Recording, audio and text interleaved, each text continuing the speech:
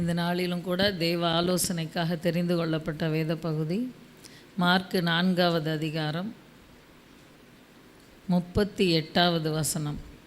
Mark 4வது அதிகாரம் 38வது வசனம். கப்பலின் பின் அணியத்தில் அவர் தலையணையை வைத்து நித்திரையாயிருந்தார். அவர்கள் அவரை எழுப்பி, போதகரே, நாங்கள் மடிந்து போகிறது, உமக்கு கவலை இல்லையா என்றார்கள். இந்த வேத வசனம் அதாவது ஆண்டவர் நித்திரையாக இருக்கிறத குறித்து சொல்லுது. அப்போது சீஷர்கள் என்ன பண்ணுறாங்க, அவங்க பயந்து டென்ஷன் ஆகி அவங்க ஆண்டவரை பார்த்து கேட்குற கேள்வி, ஆண்டவரே உமக்கு, போதகரே நாங்கள் மடிந்து போகிறது, உமக்கு கவலை இல்லையா என்றார்கள். அதாவது வெறுமனே போதகரே உமக்கு கவலை இல்லையா அப்படின்னு அவங்க கேட்கல.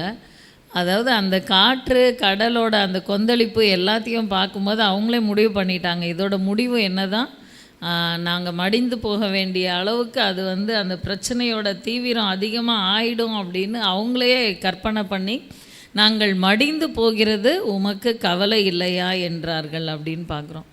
ஆனால் ஆண்டவர் என்ன பண்ணுறாரு, கப்பலின் பின்னணியத்தில் அவர் தலையணையை வைத்து நித்திரையாக இருந்தார் அப்படின்னு நம்ம பார்க்குறோம். இந்த வசனத்தை பார்க்கும்போது இதே மாதிரி தான் நம்ம வாழ்க்கையிலையும் நம்ம சில நேரங்களில் ஏதாவது பிரச்சனைகள் அதிகமாக அது வரும் பொழுது பிரச்சனை ஆரம்பிக்க தான் செய்யும். அதுக்குள்ளே நம்ம அதை முடிவு பண்ணிடுவோம்.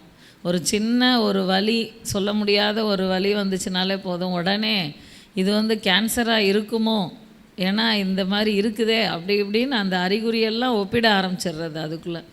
இன்னொன்று, ஒரு இந்த நாட்களில் எல்லாருக்குமே கோல்டு பிடிக்கிறது, ஃபீவர் வர்றது, இது சகஜமாக போச்சு. ஒரு தடவை கோல்டு பிடிச்சி ஃபீவர் ரெக்கவர் ஆகி வராங்க, அதுக்குள்ளே திருப்பி அடுத்த தடவை கோல்டு பிடிக்குது. இந்த மாதிரி இப்போ உள்ள கிளைமேட் போயிட்டுருக்கு. இன்னொன்று, சூழ்நிலைகளும் அப்படி தான் இருக்குது. அந்த மாதிரி இருக்கும்போது பார்த்திங்கன்னா ஒரு சிலர் இந்த மாதிரி கோல்டு இப்படி ஆகுதே, இப்படி இருக்கே, கொரோனாவாக இருக்குமோ, இல்லைன்னா எனக்கு டிபி ஏதாவது வந்திருக்குமோ, ஓயாத இருமலாக இருக்கே அப்படின்னு அதை முடிவு டாக்டர்லாம் சொல்ல வேண்டியதில்லை, இவங்களே அதை முடிவு பண்ணிடுவாங்க என்ன வியாதி அப்படின்னு. எம்பிபிஎஸ் படிக்க வேண்டிய அவசியமே இல்லை, அதுக்கு இந்த கற்பனை திறனே போதுமானது. அதே போல் தான் இந்த சீஷர்களும் என்ன பண்ணுறாங்க, ஆண்டவரே நாங்கள், போதகரே நாங்கள் மடிந்து போகிறது, உமக்கு கவலை இல்லையா என்றார்கள்.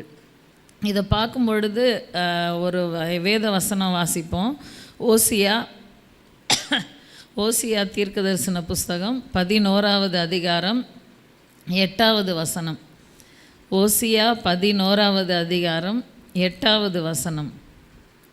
எப்ராயிமே, நான் உன்னை எப்படி கைவிடுவேன், இஸ்ரவேலே நான் உன்னை எப்படி ஒப்பு கொடுப்பேன், நான் உன்னை எப்படி ஆத்மாவை போலாக்குவேன், உன்னை எப்படி செப்போயிமை போல வைப்பேன், என் இருதயம் எனக்குள் குழம்புகிறது, என் பரிதாபங்கள் ஏகமாய் பொங்குகிறது. இந்த வசனம் படிக்கும்போதெல்லாம் அந்த ஆண்டவருடைய அன்பை நினைக்கும்போது ரொம்பவே சந்தோஷமாக இருக்கும். நம்ம அநேக நேரங்களில் தவறுறோம், ஆனாலும் தேவன் கிருபையாக நம்மளை அணைத்து கொள்ளுகிறத இந்த வசனத்தின் மூலமாக நம்ம பார்க்க முடியும். எப்ராயிமே, நான் உன்னை எப்படி கைவிடுவேன் அப்படின்னு ஆண்டவர் சொல்கிறார். கரம் பிடித்த தேவன் நம்மளை இதுவரைக்கே கைவிடாதபடி நடத்தி கொண்டிருக்கிறார். ஆனால் நம்ம என்ன நினைக்கிறோம், ஒரு சில நேரங்களில் பிரச்சனைகள் அதிகமாகும்போது, ஏதோ சரீரத்தில் பலவீனங்கள் வரும்பொழுது உடனே ஆண்டவர் கைவிட்டார், அவ்வளோதான், நம்ம ஏதோ ஆண்டவர் தூரமாக போயிட்டார் நம்மளை விட்டு அப்படின்னு சொல்லி பயப்படுறோம். ஆனால் இந்த வசனம் என்ன சொல்லுது, ஆண்டவர் சொல்லுகிற காரியம், எப்ராயிமே நான் உன்னை எப்படி கைவிடுவேன், இஸ்ரவேலே நான் உன்னை எப்படி ஒப்பு கொடுப்பேன், நான் உன்னை எப்படி ஆத்மாவை போலாக்குவேன், உன்னை எப்படி செபோயிமை போல வைப்பேன் அப்படின்னு ஆண்டவர் படிப்படியாக அடுக்கிட்டே போகிறார். அந்த அளவுக்கு ஆண்டவர் நம்ம கைவிடாது நடத்துகிற தேவன், நம்மளை ஒரு நிமிஷம் கூட விட்டு விலகிறதில்ல அப்படின்னு தான் நம்ம சொல்ல முடியும். கடந்த வாரத்தில் கூட ஞாயிற்றுக்கிழமை ஆராதனையில், முதல் ஆராதனையில் மகன் வர்ஷிப் எடுக்கும்போது சொல்லிகிட்டு இருந்தான், அந்த மழை, புயல், வெள்ளம் இந்த மாதிரி நேரத்தில் பார்த்திங்கன்னா அதிகமான பிரச்சனைகள் இருந்துச்சு. வெளியே போகிறதே ஒரு பயப்படுற மாதிரி ஒரு சூழ்நிலைகள் தான். எல்லா இடத்துலையும் தண்ணி, வெள்ளம் அப்படி இருக்கும்போது பார்த்தா, அதாவது முந்தி ஒரு வண்டி ஓவர்டேக் பண்ணி போகிறாங்க ஒரு காரு, அது கோபம் வருது, ஆனாலும் ஆண்டவர் இதை அனுமதிக்கிறார் போல் அப்படின்னு நினைக்கும்போது அது போகும்போது பார்த்தா ஒரு மரக்கிளை அந்த இடத்துல முறிஞ்சு விழுது. ஆனால் இவன் பிந்தினதுனால அந்த இடத்துல இவன் மேலே அது விழாதபடி கர்த்தர் பாதுகாத்தார். அது மாதிரி நம்ம வாழ்க்கையில் ஏதோ இது சாதாரணமாக நடக்குது போல் அப்படின்னு நம்ம சில நேரம் நினைப்போம். ஆனால் ஆண்டவர் ஒரு நிமிஷம் கூட நம்மளை விட்டு விலகிறதே கிடையாது. எத்தனையோ காரியங்கள் நம்ம சொல்லிகிட்டே போகலாம். அப்படி ஆண்டவர் நம்மளை ஒப்பு கொடுக்காதபடி, நம்மை கைவிடாதபடி தேவன் நடத்தி கொண்டிருக்கிறார். அடுத்து அந்த வசனத்தோட கடைசி பகுதியை பாருங்கள். என் இருதயம் எனக்குள் குழம்புகிறது, என் பரிதாபங்கள் ஏகமாய் பொங்குகிறது. அதாவது ஆண்டவரோட அன்பின் அந்த உச்சத்தை நம்ம இந்த வார்த்தையில் நம்ம பார்க்க முடியும். நம்ம தான் நிறைய நேரம் டென்ஷன் ஆகுவோம், நமக்கு இருதயத்தில் 1000 குழப்பம் வரும். ஆனால் ஆண்டவர் அதே வார்த்தையை பயன்படுத்துகிறார். என் இருதயம் எனக்குள் குழம்புகிறது, என் பரிதாபங்கள் ஏகமாய் பொங்குகிறது அப்படின்னு ஆண்டவர் சொல்கிறார். அப்போ அந்த அளவுக்கு ஆண்டவர் நம்மை நேசிக்கிற தேவன். நம்மளை விட்டுட்டு ஆண்டவர் தூரமாக போயிடுவாரா? போதகரே, நாங்கள் மடிந்து போகிறது உமக்கு கவலை இல்லையான்னு சீஷர்கள் கேட்ட மாதிரி நம்ம கேட்டுக்கிட்டு இருக்கிறோமா? நம்ம வாழ்க்கையில் ஒரு நிமிஷம் நம்ம ஆராய்ச்சி பண்ணி பார்ப்போம். தேவனுடைய அன்பு பார்த்திங்கன்னா அப்படிப்பட்ட அன்பு, அவ்வளவு வைராக்கியமான தேவன். நமக்காக அவர் ஒரு நிமிஷம் கூட நம்மை விட்டு விலகாதபடி நமக்காக வைராக்கிய வாஞ்சையாக இருக்கிற தேவன். நம்ம அநேக நேரங்களில் ஆண்டவர்கிட்ட நிறைய எக்ஸ்கியூஸ் கேட்குறது உண்டு. ஆண்டவரே, முடியலப்பா, விட்டுருங்க, என்னை இந்த இடத்துக்கு போக முடியல, என்னை விட்டுருங்க, எனக்கு ஜெபிக்க முடியல, என்னை மன்னிச்சிருங்க. நம்ம அப்பப்போ எக்ஸ்கியூஸ் கேட்டுக்கிட்டே தான் இருப்போம். ஆனால் தேவன் பார்த்திங்கன்னா ஒரு நேரம் கூட முடியலப்பா, இந்த தடவை உன்னை காப்பாற்ற முடியல, விட்டுரு அப்படின்னு ஆண்டவர் சொல்கிறதே கிடையாது. ஆண்டவர் எல்லா நேரமும் எந்த நேரத்துலையும் நம்ம ஆபத்து காலத்தில் அவரை நோக்கி கூப்பிடும் பொழுது அவர் நமக்கு செவி கொடுக்கிற தேவனாக இருக்கிறார். நமக்காக அவர் வைராக்கிய வாஞ்சையாய் கிரியை செய்கிறத நம்ம பார்க்க முடியும்.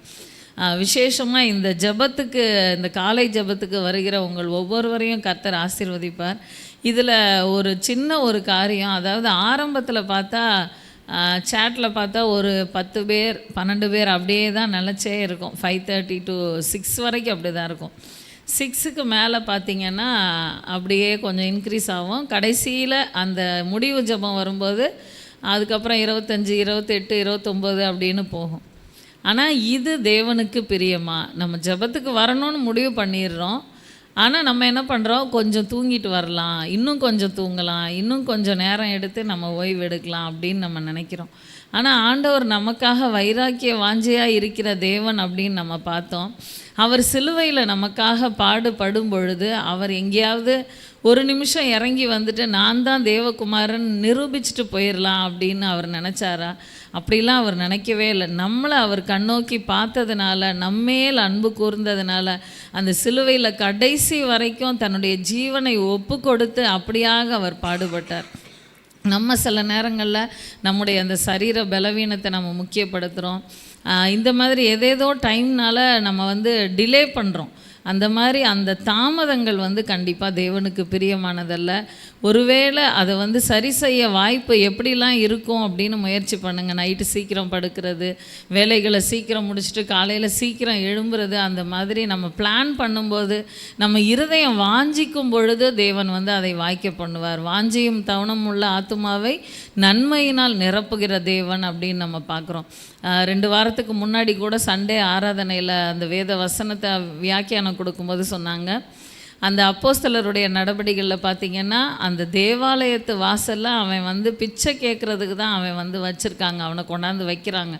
அதுவும் அவனாக வரலை, அவனை கொண்டு தான் வைக்கிறாங்க. ஆனால் அவன் அந்த சரியான நேரத்தில் அவன் அங்கே இருந்ததுனால அவனுக்கு அந்த இடத்துல அப்போஸ்தலர்கள் மூலமாக அற்புதம் நடந்தது. அவன் ஒரு முடவனாக பிறந்ததுலேருந்து இருந்தவன் அந்த இடத்துல குதித்தெழுந்து நின்று நடந்து தேவனை மகிமைப்படுத்தக்கூடிய அளவுக்கு தேவன் அவ்வளவு பெரிய அற்புதத்தை செஞ்சார். ஆனால் அவன் அந்த நேரத்தில் அங்கே இருந்தான். அதே மாதிரி நமக்கும் கர்த்தர் ஒரு நேரத்தை வச்சுருக்கார். 5:30னா 5:30 தான். ஏதோ ஒரு 5 நிமிஷம் பரவாயில்ல, ஆனால் ஒரேடியாக நம்ம அரை மணி நேரம் 3/4 மணி நேரம் லேட்டாக வர்றது அது தேவனுக்கு பிரியமாக இருக்காது. அதனால் அதை மாற்றிக்கொள்ள முயற்சி பண்ணுங்கள். ஆண்டவர் நமக்காக வைராக்கியமாக இருக்கணும்னு நம்ம ஆசைப்படுறோம்.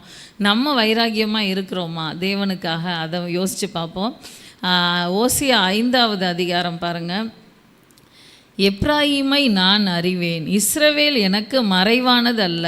எப்ராயிமே, இப்போது நீ சோரம் போனாயே, இஸ்ரவேல் தீட்டுப்பட்டதே. அதாவது எப்ராயிமை கைவிடுறதுக்கு ஆண்டவருக்கு மனசு இல்லை, ஒப்பு கொடுக்கறதுக்கு மனசு இல்லை அப்படின்னு நம்ம பார்த்தோம். ஆனால் எப்ராயிம் எப்படி இருக்குது அப்படின்னு பார்த்தா, அது ஆண்டவர் சொல்கிறாரு, எப்ராயிமை நான் அறிவேன், இஸ்ரவேல் எனக்கு மறைவானது அல்ல. ஆண்டவர் நம்மளை நல்லா அறிஞ்சிருக்காரு. நமக்கு ஆண்டவருடைய கண்களுக்கு மறைவானது ஒன்றுமே இல்லை. எப்ராயிமே, இப்போது நீ சோரம் போனாயே, இஸ்ரவேல் தீட்டுப்பட்டதே அப்படின்னு ஆண்டவர் சொல்கிறார். அதாவது இந்த சோரம் போகிறது, தீட்டுப்படுறது, இந்த மாதிரி காரியங்கள்லாம் என்ன அப்படின்னு நம்ம பார்த்தோன்னா, சில காரியங்கள், விக்கிரக ஆராதனையின் காரியங்கள் முதலாவது. அடுத்தது, தேவனுக்கு கொடுக்க வேண்டிய இடத்த சில நேரங்களில் நம்ம மற்ற காரியங்களுக்கு கொடுக்கறது. அதை கண்டிப்பாக ஆண்டவர் விரும்புகிறதே இல்லை. அது மற்ற காரியங்கள், உலக பிரகாரமான காரியங்களாக இருக்கலாம், நம்முடைய விருப்பமான காரியங்களாக இருக்கலாம். அந்த காரியங்கள் எல்லாமே ஆண்டவர் அந்த சோரம் போகிற லிஸ்ட்டில் தான் ஆண்டவர் எடுக்கிறாரு. அதனால் நம்முடைய வாழ்க்கையில் அப்படி இல்லாதபடி கர்த்தருக்கு கொடுக்க வேண்டிய நேரத்தை கர்த்தருக்கு கொடுக்கணும்னு நம்ம ஒரு தீர்மானத்தை எடுப்போம். அடுத்து ஓசியா 6வது அதிகாரம் பாருங்கள், 4வது வசனம். எப்ராயிமே, உனக்கு என்ன செய்வேன்? யூதாவே, உனக்கு என்ன செய்வேன்? உங்கள் பக்தி காலையில் காணும் மேகத்தைப் போலவும் விடியற் காலையில் தோன்றும் பனியைப் போலவும் ஒழிந்து போகிறது. ஆண்டவர் அதாவது எப்ராயிம் இப்படி சோரப்பட்டுருச்சு, தீட்டுப்பட்டுருச்சு, இதெல்லாம் பார்த்துட்டு இதோட முடிவு இதுதான் அப்படின்னு ஆண்டவருக்கு தெரியும். ஆனால் ஆண்டவர் ரொம்ப வருத்தத்தோடு சொல்கிறாரு, எப்ராயிமே, உனக்கு என்ன செய்வேன்? யூதாவே, உனக்கு என்ன செய்வேன்? உங்கள் பக்தி காலையில் காணும் மேகத்தை போலவும் விடியற்காலையில் தோன்றும் பனியைப் போலவும் ஒழிந்து போகிறது அப்படின்னு ஆண்டவர் சொல்கிறாரு. இப்போ நம்ம நல்லாவே இந்த டைமில் நம்ம இந்த பனியை பார்க்க முடியும், காலையில் அந்த மேகத்தோட அந்த குளுமையெல்லாம் நம்ம பார்க்க முடியும். ஆனால் வெயில் ஏற ஏற ஏற அந்த பனி இருக்கா அப்படின்னா, அந்த செடிகள் மேலே, வண்டி சீட்டு மேலே, எல்லா இடத்துலையும் பார்த்திங்கன்னா அந்த பனி துளிகள் நமக்கு சிட்டிக்குள்ளே அவ்வளோவா நமக்கு தெரியல. ஆனால் அவுட்டர்லலாம் போயிட்டோன்னா அந்த பனியோட அளவு அவ்வளோ ஒரு இதாக இருக்குது. தூரத்தில் இருக்க ஒன்றுமே தெரியல, அந்த அளவுக்கு அது டார்க்காக அப்படி மூடிக்கிட்டு இருக்கு, அப்படி பனி பொழிஞ்சிட்ருக்கு. ஆனால் கொஞ்ச நேரத்தில் வெயில் ஏற ஏற ஒரு 9-10 மணிக்கெலாம் பார்த்தா வெயில் சுல்லுன்னு அடிக்க ஆரம்பிச்சிருது. ஒரு ட்ராப் கூட அந்த இடத்துல பனி பெஞ்சுது அப்படின்னு சொல்கிறதுக்கு அடையாளமே இல்லாமல் போயிடுது. அப்படி தான் நம்முடைய பக்தியும் இருக்குது அப்படின்னு ஆண்டவர் சொல்கிறார். இந்த மாதிரி மாறி போகிற பக்தியாக நம்முடைய பக்தி இருக்கக்கூடாது. நம்ம ஆண்டவர் மேலே ஒரு வைராக்கிய வாஞ்சையாக இருக்கணும். தேவனுடைய ஆலயத்தில் ஒரு பச்சையான ஒலிவ மரத்தை போல் நாட்டப்பட்ட மரங்களாக நம்ம இருக்கணும். அதனால் அந்த காரியங்களில் நம்ம சரி செய்ய முயற்சி பண்ணணும். ஆண்டவருடைய சமூகத்தில் நம்முடைய பக்தி ஒரு நிலையான பக்தியாக இருக்கணும். ஒரு ஏறி ஏறி இறங்குகிற அனுபவம் இல்லை. ஒரு 2 நாள் நம்ம காலையில் ஜெபத்துக்கு முழிக்கிறது, அப்புறம் 3 நாள் முழிக்காமல் போகிறது, அப்படி இல்லை. எல்லா நாட்களும் இது ரத்தத்தோடு கலந்துருச்சு, இனிமேல் தேவனையும் என்னையும் பிரிக்கவே முடியாது அப்படின்ற அளவுக்கு நம்ம ஒரு பக்தி வைராக்கியத்தில் அதிகமாக வளரணும். அதைத்தான் ஆண்டவர் நம்மக்கிட்ட எதிர்பார்க்குறார். மறுபடியும் நம்ம இந்த மார்க்கு 4வது அதிகாரம் 39வது வசனத்துக்கு வருவோம். மார்க்கு 4வது அதிகாரம் 39வது வசனம். அவர் எழுந்து காற்றை அதட்டி கடலை பார்த்து, இறையாதே, அமைதலாய் இரு என்றார். அப்பொழுது காற்று நின்று போய் மிகுந்த அமைதல் உண்டாயிற்று. அவர் அவர்களை நோக்கி, ஏன் இப்படி பயப்பட்டீர்கள்? ஏன் உங்களுக்கு விசுவாசம் இல்லாமற் போயிற்று என்றார். அவர்கள் மிகவும் பயந்து, இவர் யாரோ, காற்றும் கடலும் இவருக்கு கீழ்ப்படுகிறதே என்று ஒருவரோடொருவர் சொல்லி கொண்டார்கள். அதாவது பின்னாடி நடக்க போகிறது எதுவுமே தெரியாமல் ஈஸியாக ஆண்டவர் தூங்கிக்கிட்டு இருக்கார் அப்படின்னு சொல்லிட்டு, போதகரே, நாங்கள் மடிந்து போகிறது உமக்கு கவலை இல்லையான்னு அவரை எழுப்புனாங்க. அவர் எழும்பின உடனே அந்த ஒரு செகண்டில் காற்றை அதட்டி கடலை பார்த்து, இறையாதே, அமைதலாய் இரு என்றார். அப்பொழுது காற்று நின்று போய் மிகுந்த அமைதல் உண்டாயிற்று அப்படின்னு நம்ம பார்க்குறோம். அப்போது ஒரு செகண்டு போதும் ஆண்டவருக்கு நம்முடைய பிரச்சனைகளை மாற்றுறதுக்கு, நமக்கு பயங்கரமாக தோன்றுகிற காரியங்களை மாற்றுறதுக்கு ஆண்டவருக்கு ஒரு செகண்டு போதும். ஆனால் ஆண்டவர் நம்ம சீஷர்களை பார்த்து கேட்குற மாதிரி, நம்மளை பார்த்து கேட்குற மாதிரி நம்ம வச்சுக்கக்கூடாது. ஏன் இப்படி பயப்பட்டீர்கள், ஏன் உங்களுக்கு விசுவாசம் இல்லாமற் போயிற்று அப்படின்னு ஆண்டவர் சொல்கிறார். அப்போ நம்மக்கிட்ட ஆண்டவர் எதிர்பார்க்கிறது அந்த பயம் இல்லாத ஒரு ஜீவியம். தேவன் எல்லாவற்றையும் பார்த்து கொள்ளுவார்னு தைரியமாக இருக்க வேண்டிய ஜீவியத்தை ஆண்டவர் எதிர்பார்க்குறாரு. ஏன் உங்களுக்கு விசுவாசம் இல்லாமற் போயிற்று அப்படின்னு ஆண்டவர் வந்து கேட்குறாரு. அதாவது விசுவாசிகள் அப்படின்னு பேர் எடுத்திருக்கிறோம், நமக்குள்ள விசுவாசம் இருக்கா? விசுவாசம் இன்னும் அதிகமாக நமக்கு பெருகிக்கிட்டு தான் இருக்கணுமே தவிர, அப்படி இல்லாமல் நாளுக்கு நாள் குறைஞ்சி நம்ம சபைக்கு வர ஜனங்களில் சில நேரங்களில் நான் வந்து பார்க்குறது உண்டு. அநேகர் புதுசாக வருவாங்க, சில நேரங்களில் ஒரு அலை மாதிரி திடீர்னு வருவாங்க, நல்லாவே வாஞ்சையாக இருப்பாங்க, அநேக அற்புதங்களை பெற்றுக்கொள்வாங்க, அப்படி ஆண்டவரோட அன்பை பற்றி பேசிக்கிட்டே இருப்பாங்க. டக்குன்னு காணாமல் போயிடுவாங்க. ஏதோ ஒரு சின்ன ஒரு காரியம் அவங்களுக்கு டக்குன்னு பின்மாறி போயிடுவாங்க. அப்புறம் நம்ம கூப்பிட்டா கூட அவங்க பேசின அந்த வார்த்தைகள், விசுவாச வார்த்தைகள் எங்கே போச்சுன்னே தெரியாது. ஆண்டவர் மேலே இருந்த பக்தி அது அந்த பனி மாதிரி அது அகன்று போய் அவங்க தூரமாக ஆண்டவரை விட்டு நிற்கிறத நம்ம பார்க்க முடியுது. அவங்களுக்காக நம்ம ஜெபிக்க தான் முடியுது. ஆனால் ஆண்டவர் எப்படியோ ஒரு வலையை போட்டு இழுக்கிறாரு, ஆனால் அதுக்குள்ளே வராதபடி தூரமாக போகிறாங்க. அப்படி இல்லாதபடி தேவனுடைய அந்த விசுவாசத்துக்குள்ளே நம்ம வந்து தொடர்ந்து இருக்கணும், ஆண்டவரை உறுதியாக பற்றி பிடிக்கணும். அப்படி பிடிக்கும் பொழுது நம்ம வந்து தேவனுடைய கரத்திலிருந்து பெரிய காரியங்களை நம்ம பெற்றுக்கொள்ள முடியும். ஒரு சின்ன குட்டி கதையை சொல்லிட்டு நிறைவு செய்ய நான் வாஞ்சிக்கிறேன். அதாவது ஒரு ராஜா வந்து நகர்வலம் போனார். பகலில் அவர் நகர்வலம் போயிட்டு கொஞ்சம் மாலை மயங்குற நேரத்தில் கொஞ்சம் காட்டுக்குள்ளே போய் லைட்டாக ஒரு ரவுண்ட் அடிச்சுட்டு வந்துடலாம், இயற்கை காட்சியெல்லாம் பார்த்தா மாதிரி இருக்கும்னு சொல்லிட்டு தனிமையாக அவர் போய்கிட்டு இருந்தார். போயிட்டுருக்கும்போது பார்த்திங்கன்னா ரொம்ப ரசித்தார் அந்த இயற்கை சூழ்நிலைகளை. நல்ல அழகான பறவைகளின் சத்தம், இயற்கை சூழ்நிலைகள், எல்லா இடத்துலையும் பச்சை பசேல்னு வண்ண வண்ணமான மலர்கள், அந்த தென்றல் அவ்வளவு மெதுவாக அடிக்கிறது, எல்லாமே என்ஜாய் பண்ணிட்டு ரொம்ப சந்தோஷமாக அவர் காட்டுக்குள்ளே போய்கிட்டு இருந்தார். காட்டுக்குள்ளே வந்து வேகமாக இருட்ட ஆரம்பிச்சிருச்சு. இருட்ட வேண்டிய நேரம் இல்லை, ஆனால் அது காடுன்றதுனால வேகமாக அந்த இருட்டு வந்து அந்த இடத்துல அடர்ந்து பரவுறதை பார்க்க முடிஞ்சுது. சரி, நம்ம திரும்பிடணும், நம்ம இங்கே இனிமே இந்த இடத்துல இருக்கக்கூடாது அப்படின்னு சொல்லிட்டு ராஜா வேகமாக திரும்ப முயற்சி பண்ணுறாரு. ஆனால் போகும்போது அடையாளம் வச்சது ஒன்றுமே அவருக்கு பிடிபடலை. வழி மாறிடுறாரு, வழி தப்பிடுறாரு. கடைசியில் அவருக்கு போக போக இருட்டு அதிகமாகிடுச்சு. நல்ல நைட்டில் காட்டுக்குள்ளே நடந்துக்கிட்டு தான் இருக்காரே தவிர ஒரு வெளிச்சமும் இல்லாமல் தட்டி தடுமாறி நடந்து போய்கிட்டு இருக்காரு. அப்படிப்பட்ட சூழ்நிலையில் நல்லா மாட்டிக்கிட்டார். அந்த டைமில் பார்த்திங்கன்னா ஒரு வீல்னு ஒரு பெண்ணோட சத்தம் கேட்குது. அப்போ உடனே அவர் வந்து போய் அந்த பெண்ணை காப்பாற்றணுமே அப்படின்னு அந்த சத்தம் வந்த திசையை நோக்கி அவர் எப்படியோ தடுமாறி போய் சேர்றாரு. அங்கே பார்த்தா ஒரு பெண் அவள் வந்து விழுந்து கிடக்கிறா. அவளுக்கு நடக்க முடியல, காலில் ஏதோ அடிபட்டுருச்சு அப்படின்ற மாதிரி. உடனே என்ன ஆச்சு அப்படின்னு கேட்டுட்டு, சரி நான் உன்னை தூக்கிட்டு போகிறேன், நானே இந்த காட்டிலேருந்து வெளியேற தான் முயற்சி பண்ணிகிட்ருக்கேன்னு சொல்லிட்டு அந்த பெண் அழகான பெண்ணாகவும் இருந்ததுனால சுகமாக தோளில் தூக்கி போட்டுட்டு நடந்துக்கிட்டு இருக்கார். நடந்து நடந்து நடந்து ஒரு வழியை கண்டுபிடிச்சிட்டாரு. கண்டுபிடிச்சி ஆனால் அதுக்கு முன்னாடி பார்த்திங்கன்னா அந்த காட்டோட சூழ்நிலைகள் வந்து அவரை பயங்கரமாக பயமுறுத்துது.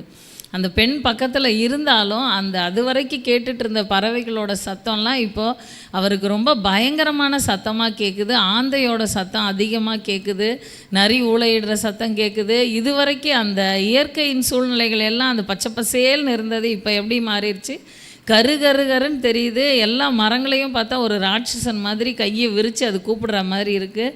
எல்லாமே அவருக்கு வந்து ரொம்ப பயமுறுத்தக்கூடிய சூழ்நிலையாக தான் இருக்குது. இப்போ இந்த பெண்ணை தோளில் போட்டுக்கிட்டு நடக்க முடியாத சூழ்நிலையில் கஷ்டப்பட்டு அந்த பாதையில் எப்படியோ வெளியே வந்து ஒரு வழியாக வந்து சேர்ந்துட்டாரு. காட்டுக்கு வெளியே வந்துட்டோம் அப்படின்னு அவர் நினைக்கும் போது பார்த்திங்கன்னா அந்த இடத்துல ஒரு போஸ்டர் ஓட்டப்பட்டிருக்கு. அந்த தெரு விளக்கு வெளிச்சத்தில் அது வந்து தெரியுது. என்ன அப்படின்னு பார்த்தா அந்த இடத்துல கண்ணீர் அஞ்சலின்னு போட்டு அந்த பெண்ணோட புகைப்படம் போட்டிருக்கு. போட்டதை பார்த்த உடனே இப்போ எப்படி இருக்கும் யோசிச்சு பாருங்கள், உங்களுக்கு என்ன தோணுது? ராஜா ஊருக்குள்ளே வந்துட்டார். வேகமாக ஒரு சத்தத்தை எழுப்பி மற்றவங்கள உதவிக்கு கூப்பிடலாம், அந்த பெண்ணை தோளில் போட்டுட்ருக்காரு அப்படின்னு தோணலாம். இல்லை இன்னும் அவர் எப்படியாவது அந்த போர் சேவகர்களை வரவழைச்சி ஏதாவது விதத்தில் எப்படியாவது அவர் தப்பிக்கணும் அப்படின்னு அவர் முயற்சி பண்ணுவார், அப்படி தானே நினைக்கிறீங்க? ஆனால் அப்படி கிடையவே கிடையாது. ஏன்னா ராஜா இறந்து ஒரு வாரம் ஆச்சான். அப்போ இது நம்ம கேட்குறதுக்கு ரொம்ப வேடிக்கையாக இருந்தாலும், ஆனால் இந்த கேட்டுக்கிட்டு இருக்கும்போது நம்ம என்ன நினச்சோன்னா, நம்மளோட பிபிலாம் கொஞ்சம் லைட்டாக ரைஸ் ஆகும். காட்டில் மாட்டிக்கிட்டாரு, ஒரு பெண் வேற, இப்படின்னு நம்ம கற்பனை பார்த்திங்கன்னா எப்படி தப்பிப்பார் ராஜா, எப்படி தப்பிப்பார் அப்படின்னு நம்ம டென்ஷன் ஆகிடுவோம். ஆனால் ஒன்றுமே இல்லை, ராஜாவும் செத்து தான் இருந்தார், அதனால் ஒன்றும் பிரச்சனை இல்லை அப்படின்ற மாதிரி அந்த சின்ன கதையை முடிக்கிறாங்க.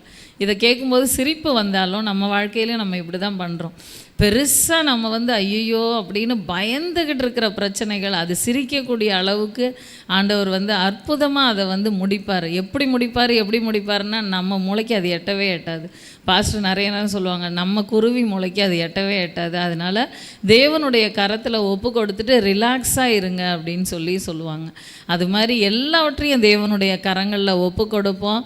தேவன் நம்மளை பார்த்து விசுவாசம் இல்லாமல் போயிட்டுருன்னு சொல்லாதபடிக்கு தேவனுடைய கரங்களில் ஒப்பு கொடுத்தவர்களாக நம்ம காணப்படுவோம். கண்களை மூடி தலைகளை தாழ்த்தி நாம் ஜெபிப்போம். ஆவியானவரே உமக்கு ஸ்தோத்திர ராஜா.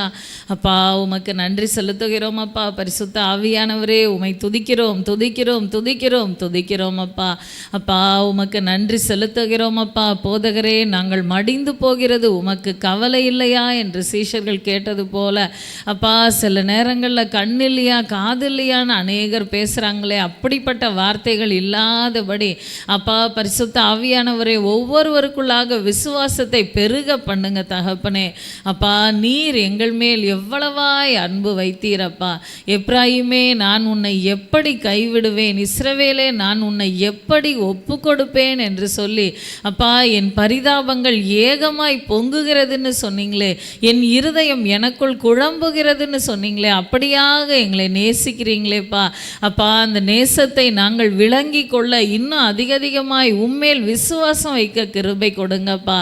எங்களுடைய பக்தி அப்பா அந்த காலையில் பார்க்கிற மேகத்தை போல் இல்லாதபடி, அந்த பனியை போல் அது மறைந்து போகாதபடி எப்பொழுதும் ஒரு நிலைவரமான ஆவியை எங்களுக்கு கட்டளையிடுங்கப்பா.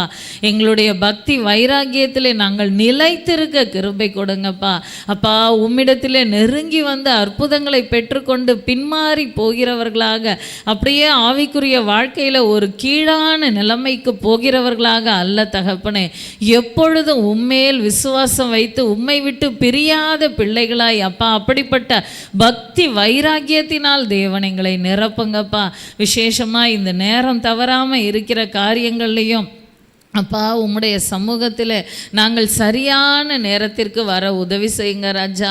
அப்பா அதுக்கு உம்முடைய கிருபைகளை எங்களுக்கு கட்டளையிடுங்கப்பா. நாங்கள் என்னதான் முயற்சி பண்ணாலும் அநேக நேரங்களில் நாங்கள் தவறி போகிறோம்ப்பா. ஏதோ ஒரு காரியம்னு, ஏதோ ஒருத்தர் வந்துட்டாங்க, ஏதோ ஒரு பிரச்சனைன்னு சொல்லிட்டு எல்லா இடங்களிலும் நாங்கள் தாமதமாகிறோமே. அப்படி இல்லாதபடி அந்த காரியங்களில் அப்பா அந்த குறித்த வேளையில் எப்படி அந்த முடவன் தேவாலயத்து வாசலில் அவன் அற்புத இல்லை பிச்சை கேட்கறதுக்காக அந்த சரியான நேரத்தில் வந்தான். அந்த சரியான நேரத்தில் வந்த அவனுக்கு நீங்கள் அற்புதம் செஞ்சீங்களேப்பா. அதே போல் நாங்களும் தேவ சமூகத்தை கனப்படுத்தி சரியான நேரத்தில் உம்முடைய சமூகத்தில் காணப்பட அற்புதங்களை பெற்றுக்கொள்ள எங்களுக்கு கிருபை கொடுங்கப்பா. ராஜா உமக்கு நன்றி நன்றி நன்றி நன்றி செலுத்துகிறோம் அப்பா. ஆவியானவரே உமக்கு கொடானு கொடி ஸ்தோத்திரம் அப்பா. காற்றை அதட்டி கடலை பார்த்து இறையாதே அமைதலாயிரு என்று நீர் சொன்ன அந்த ஒரு வார்த்தையிலே காற்று நின்று போய் மிகுந்த அமைதல் உண்டாயிற்று.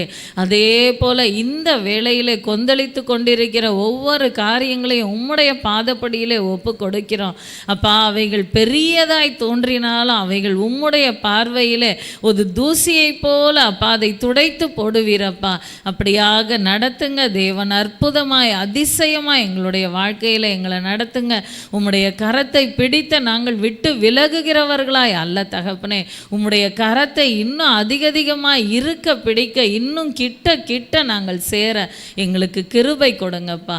உம்முடைய கரங்களில் எல்லாவற்றையும் தாழ்த்துகிறோம், ஒப்பு கொடுக்கிறோம். துதிக்கான மகிமையெல்லாம் உமக்கே செலுத்துகிறோம். இயேசுவின் மூலம் ஜெபிக்கிறோம் ஜீவனுள்ள எங்கள் நல்ல பிதாவே, ஆமேன். என் ஆத்துமாவே கர்த்தரை ஸ்தோத்திரி, என் முழு உள்ளமே அவருடைய பரிசுத்த நாமத்தை ஸ்தோத்திரி. என் ஆத்துமாவே கர்த்தரை ஸ்தோத்திரி, கர்த்தர் செய்த சகல உபகாரங்களையும் மறவாதே. ஆமேன். இந்த வேளையில் வேதத்தை வாசித்து விட்டு இந்த இடத்தை விட்டு கடந்து செல்லுங்கள். கர்த்தர் உங்களை ஆசீர்வதிப்பார்.